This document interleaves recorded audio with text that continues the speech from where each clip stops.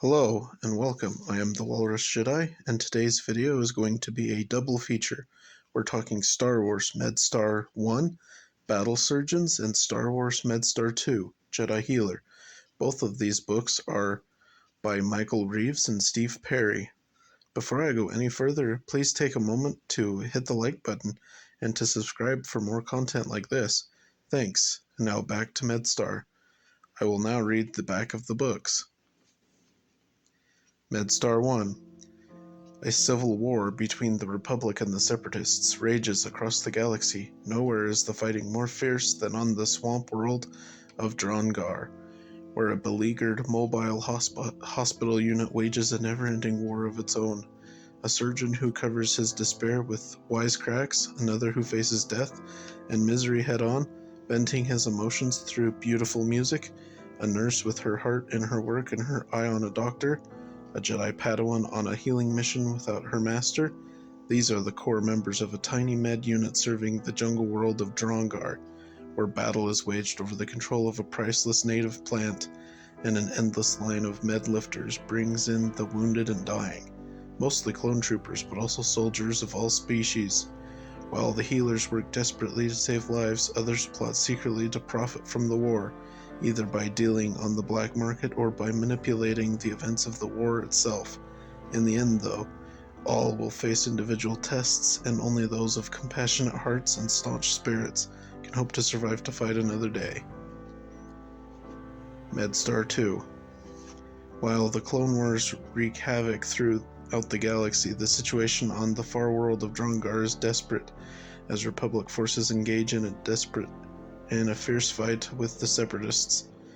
The threatened enemy offensive begins as the Separatists employ legions of droids in their attack, even with reinforcements. The flesh and blood of the Republic forces are just no match for battle droids' Durasteel. Nowhere is this point more painfully clear than in the steaming Jassarak jungle, where the doctors and nurses of a small med unit face an impossible situation. As the dead and wounded start to pile up, surgeons Joss Vandar and Cornell Uli Davini know that time is running out. Even the Jedi abilities of Barriss have been stretched to the limit. Ahead lies a test for Barriss that could very well lead to her death, and that of countless others. The conflict is growing, and for this obscure mobile med unit, there's only one resolution: shocking, bold, unprecedented. It's the only option Joss and his colleagues really have. The unthinkable has become the inevitable. Whether it kills them or not remains to be seen. If you are spoiler conscious, now's the time to leave and come back to the video once you have read these books. The characters. Medstar 1 Battle Surgeons. You have Joss Vandar. He is a human Republic battle surgeon. Tolk Latrain. She's a Loridian scrub nurse. Zanyant. He is a Zabrak Republic battle surgeon, and he is Joss's friend. Barriss, she's a Mirilayan Jedi Padawan and healer. She is apprenticed to Jedi Master Luminara Unduli. Admiral Tarnis Blade. He's a Sakian Republic Admiral. Dender. He is a Celestin reporter. Filba. He is the Hutt Quartermaster of Rimsu 7. Fauji. He is the human Bunduki close combat instructor for Rimsu 7. I-5 YQ. He is a pure protocol droid that is more sentient than most droids. He aids Rimsu 7. Then there is Caird. He's a Nejidi representative of Black Sun. Medstar 2 Jedi Healer. Joss Vandar. Barriss. Then you have Lieutenant Corel Uli Davini. He is a human. He's the new surgeon for Rimsu 7. Dender, I-5, Tolk Latrain are all in the previous book. Then you have Errol Kursos. He is a human. He's the new admiral of Rimsu 7. Joss's great uncle.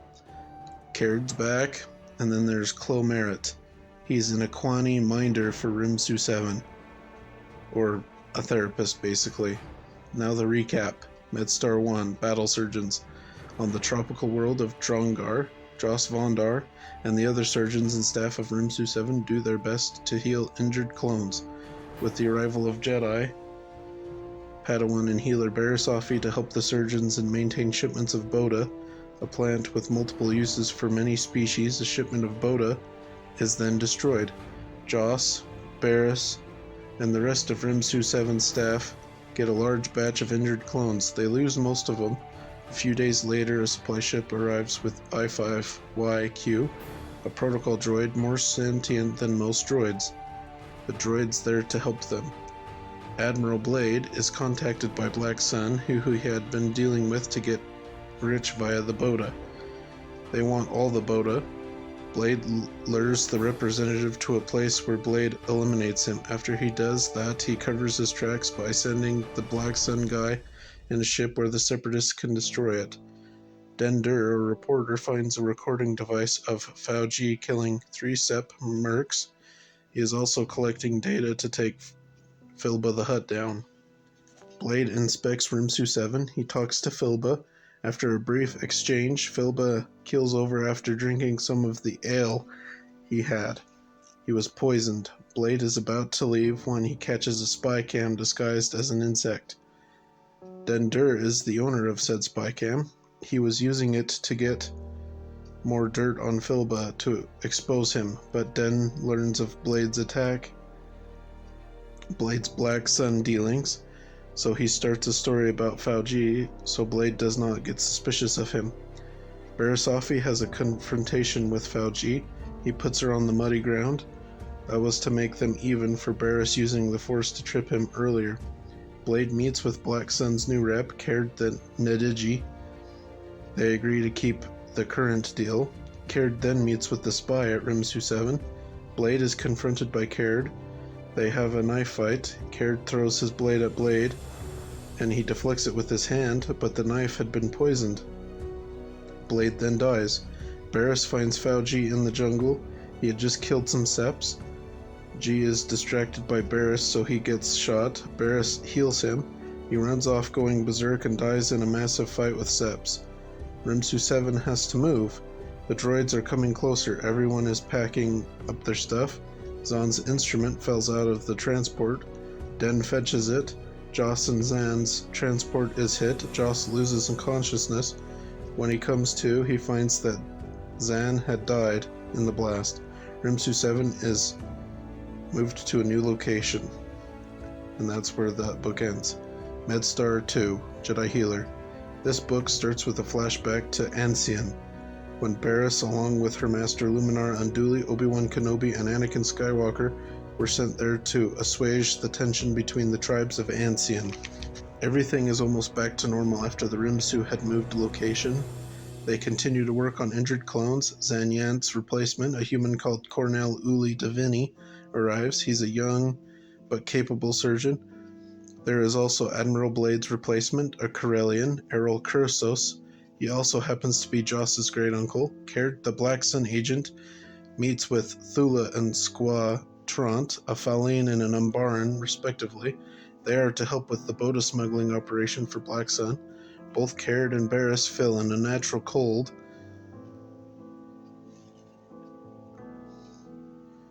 On the planet.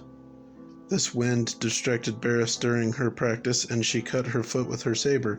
The field surrounding the Rimsu is damaged, causing an unnatural snow. This is the cold wind that some characters had felt. The spy had done some damage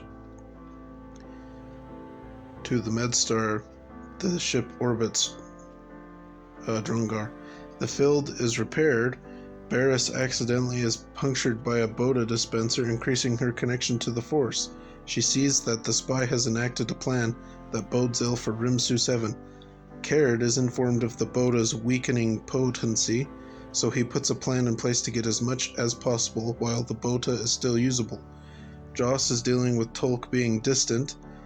The two had grown quite close on Drongar. Den finds out about the Boda.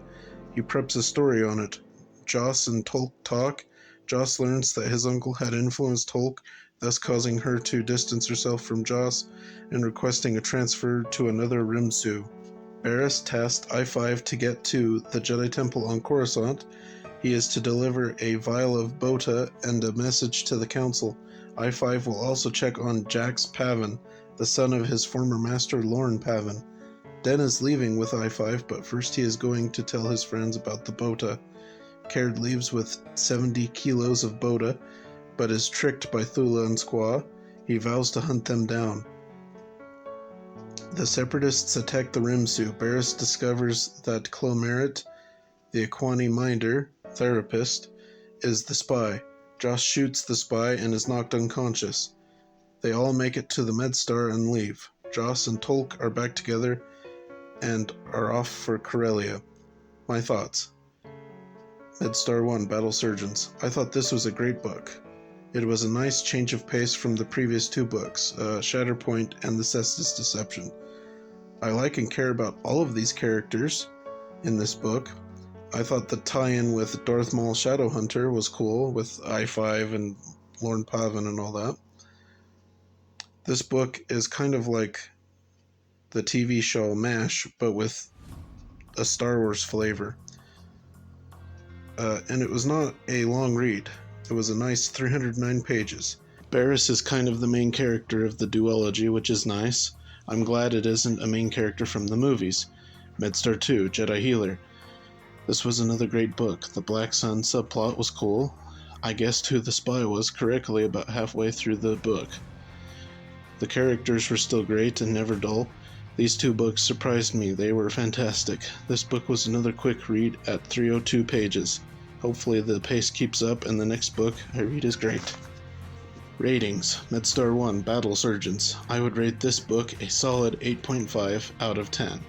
Medstar 2, Jedi Healer. This book also gets an 8.5 out of 10. These are marvelous books. I highly recommend both of them. I wish there was more, or at least a continuation of some of the characters' stories, but other books or comics or whatever might continue that. What did you think of these books? Which one is the better book? You can tell me and any other question in the comments down below. If you liked what you saw, please like and subscribe for more videos like this, and until the next time, thanks for watching.